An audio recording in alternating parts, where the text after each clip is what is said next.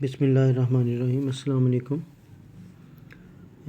जी students, हम पढ़ रहे थे comparison of chemical properties and reactivities.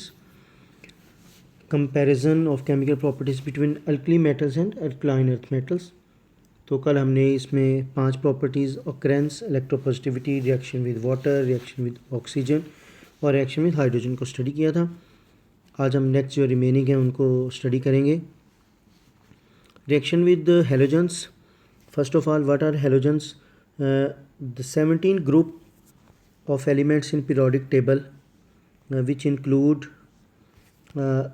these elements. This is the group 17 group, which include fluorine, chlorine, bromine, iodine, and astatine. These are known as halogen gases. So these are halogen gases. They are also known as halogen group or halo group. So reaction with halogens, when metals, alkali metals react with halogens, यहाँ जो halogen की example ली है वो उसने chlorine ली है, they react with violently with halogens at room temperature to give halides. तो Na plus Cl2 to NaCl, sodium is metal and chlorine is halogen, it's a member of halogen group. और 2NaCl हमारे पास sodium chloride बना, this is halide. जब hydrogen के साथ metals मिलती हैं तो हाइड्राइड्स बनाती हैं, ये टर्म्स आपको पता होनी चाहिए, हाइड्राइड्स। और जब हेलोजेंस के साथ मिलती हैं तो हेलाइड्स बनाती हैं। जब नाइट्रोजन के साथ मिलती हैं तो नाइट्राइड्स बनाती हैं।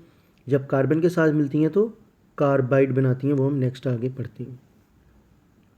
तो reaction with halogens, they react violently with halogens at room temperature to give halides. तो ये सोडियम हेलाइड बन गया, जिसको हम सोडियम क्लोराइड कहते हैं। इसी तरह सोडियम और पोटाशियम, मैग्नीशियम जितने भी हैं ये रिएक्ट कर सकते हैं। They react slowly with halogens, give their halides. Calcium की एग्जांपल ही कैल्शियम Ca+Cl2, तो CaCl2 कैल्शियम क्लोराइड बन गया। तो this is also a metal halide.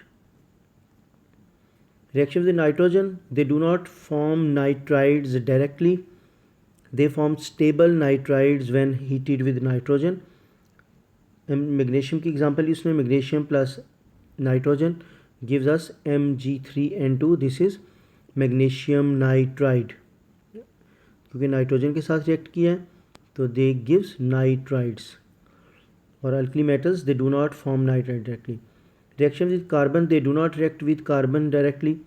और अल्काइन earth metals, they give stable carbides on heating with carbon. तो Ca+2C, CaC2 calcium carbide, calcium carbide. तो जब हाइड्रोजन के साथ मिलते हैं तो हाइड्राइड होते हैं, हेलोजेंस के साथ हेलाइड्स, नाइट्रोजन के साथ नाइट्राइड्स और कार्बन के साथ कार्बाइड्स। तो ये आपको पता होना चाहिए कि ये क्या है। तो इसमें भी एज ए शॉर्ट क्वेश्चन पूछा जा सकता है।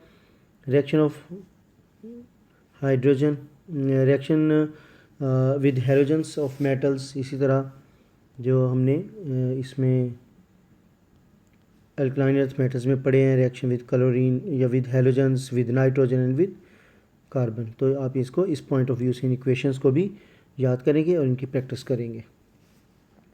तो ये हमारे पास टॉपिक था कंपैरिजन ऑफ केमिकल प्रॉपर्टीज़। तो ये मैंने जानबूझ के इसको 2 दिन में किया ताकि आप इन रिएक्शंस को अच्छी तरह से याद कर लें, क्योंकि MCQs पॉइंट ऑफ व्यू से ये और शॉर्ट क्वेश्चंस के स्पेशली पॉइंट ऑफ व्यू से ये इंपॉर्टेंट है। तो शॉर्ट क्वेश्चंस में डेफिनेटली कोई भी इक्वेशन आपसे पूछी जा सकती है। नेक्स्ट हमारे पास जो है वो यूजेस हैं कुछ मेटल्स के, जिसमें सोडियम है, मैग्नीशियम है और कैल्शियम है। इनके यूजेस को हम देख लेते हैं। Sodium potassium alloy is used as a coolant in nuclear reactors. Sodium और पोटाशियम का अलॉय कूलेंट के तौर पे, यानी क्योंकि न्यूक्लियर रिएक्टेंट्स में जब रिएक्शंस होते हैं तो टेम्परेचर बहुत ज़्यादा हो जाता है, उस टेम्परेचर को कम करने के लिए सोडियम पोटाशियम अलॉय को एज ए कूलेंट इस्तेमाल करते हैं। Number 2, it is use to produce yellow light in sodium vapour lamps. Sodium vapour lamp आपने फिज़िकल प्रॉपर्टीज़ जब पढ़ी थी हमने मेटल अल्कली मेटल और अल्कलाइन अर्थ मेटल की, तो आपने देखा कि अल्कली मेटल जो सोडियम है वो ऑन उसका फ्लेम जो है वो गोल्डन येलो कलर का होता है। जब हमने फिज़िकल प्रॉपर्टीज़ पढ़ी थी पेज 142 के ऊपर, तो फ्लेम इन एयर सोडियम का गोल्डन येलो होता है। तो इस वजह से व्हेन सोडियम वेपर लैंप्स में जब सोडियम को यूज़ किया जाता है तो ये येलो लाइट प्रोड्यूस करती है। It is use as a reducing agent in the extraction of metal like titanium. Reducing agent आप ऑलरेडी पढ़ चुके हैं पिछले टॉपिक में, यानी ये रिड्यूस करेगा मेटल्स। तो extraction of metals like titanium, तो टाइटेनियम की जब एक्सट्रैक्शन ज़मीन से जब निकलती हैं जितनी भी मेटल्स वो प्योर फॉर्म में नहीं होती, वो होती हैं हमारे पास in the form of mixture, जिसमें मड भी हो सकती है और मेटल्स भी छोटी मोटी हो सकती हैं।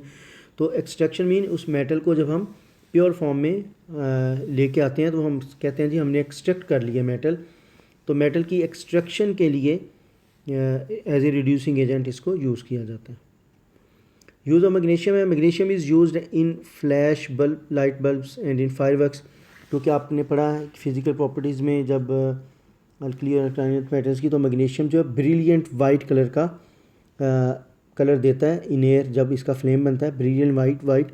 तो इस वजह से इसको फायरवर्क्स में, यानी ये जो आतिशबाजी का सामान होता है या इसमें यूज़ किया जाता है। It is used in the manufacture of light alloys. Magnesium ribbon is used in thermite process to ignite aluminium powder. Magnesium ribbon, magnesium के रिबन होते हैं बारीक बारीक से, जिस तरह हम आपने कपड़े के रिबन देखे हैं इसी तरह इसके रिबन होते हैं बारीक सी स्ट्रिप की सूरत में। तो they are used in thermite process to ignite aluminium powder. ये अब थर्माइट प्रोसेस क्या होता है और एल्यूमिनियम पाउडर ये वहाँ यूज़ क्यों करते हैं, बहुत लंबी चौड़ी इसकी डिटेल है। आपको सिर्फ मैं इतना जो है वो बता देता हूँ कि थर्माइट प्रोसेस, नाम से ज़ाहिर है थर्म का लफ्ज़ आया, थर्म का मतलब हीट होता है। तो थर्माइट प्रोसेस का मतलब ये है कि इसमें मेटल्स को जो है वो इतना हीट अप किया जाता है कि वो मेल्ट हो जाएं। तो ये थर्माइट प्रोसेस में टेम्परेचर बहुत ज़्यादा करना पड़ता है हमें। यूँ समझिए कि 3000-4000 डिग्री सेंटीग्रेड तक जो है वो टेम्परेचर रिक्वायर्ड होता है। तो इस टेम्परेचर के लिए फिर मैग्नीशियम रिबन को, यानी इस मेटल को यूज़ किया जाता है इग्नाइट करने के लिए एल्यूमिनियम पाउडर को।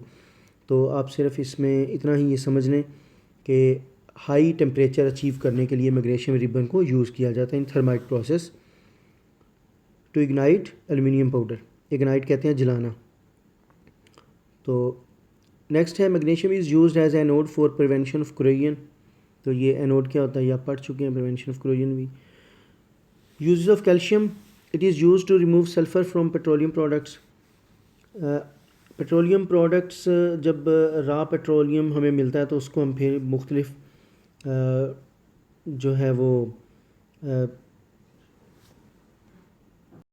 उसे मुख्तलिफ प्रोडक्ट्स जो हैं वो निकालते हैं, जैसे पेट्रोल है, डीज़ल है, फर्नेस ऑयल है, लाइट ऑयल है, इस तरह से। तो रॉ पेट्रोलियम में से सल्फ़र को रिमूव करने के लिए भी कैल्शियम को यूज़ किया जाता है। क्योंकि इसमें भी थोड़ा सा आपको बता देता हूँ कि सल्फ़र एस जब पेट्रोल के साथ जलेगी, तो क्योंकि पेट्रोल जलता है इंजन में, तो जब ये सल्फ़र पेट्रोल के साथ जलेगी तो SO2 बनाएगी, क्योंकि ऑक्सीजन होगी वहाँ पे। और यही सल्फ़र डाइऑक्साइड जब पानी के साथ रिएक्ट करेगी तो H2SO4 आपके पास बन जाएगा, या H2SO3, यानी सल्फ्यूरिस या सल्फ्यूरिक एसिड बन जाएगा, H2SO3 या H2SO4।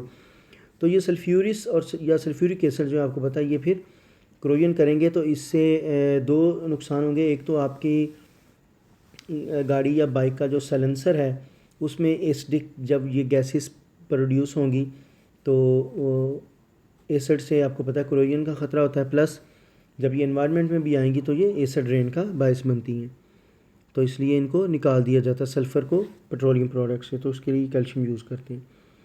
It is used as reducing agent to produce chromium, uranium and zirconium. तो ये मेटल्स को रिड्यूस करने के लिए एज ए रिड्यूसिंग एजेंट जो है ये यूज़ की जाती है कैल्शियम। तो ये इसमें यूजेस हैं। तो आज आप जो उस टॉपिक को हमने मुकम्मल किया है उसके आप रिएक्शंस को याद करेंगे, और नेक्स्ट ये यूजेस हैं सोडियम, मैग्नीशियम और कैल्शियम के।